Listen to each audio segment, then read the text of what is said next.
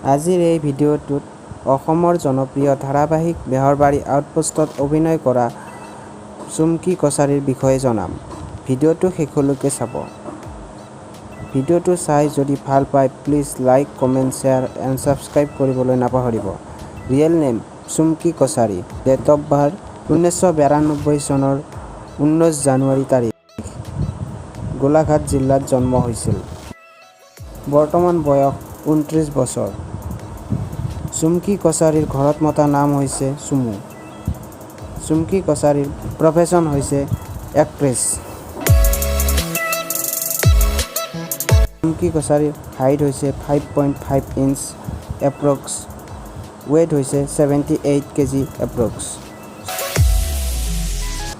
চুমকি কছাৰীৰ শিক্ষা জীৱন। চুমকি কছাৰীয়ে মেট্ৰিক পৰীক্ষাত উত্তীৰ্ণ হৈছিল গোলাঘাট দণ্ডাধৰ গাৰ্লছ হাইস্কুলৰ পৰাই।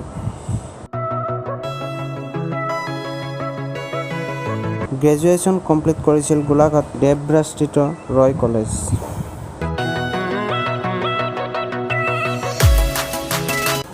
চুমকি কছাৰীয়ে সৰু কালৰ পৰাই বিভিন্ন ধৰণৰ নাটকত অভিনয় কৰিছিল। চুমকি কছাৰীৰ ঘৰত মাক, দেউতাক আৰু দুজনী ভনীয়েক আছে। চুমকি কছাৰীয়ে বহুতো গীতত অভিনয় কৰিছে। তাৰে ভিতৰত শালপতি, কবিতা, মইনা তুমি জুই, কলিমাই আদি।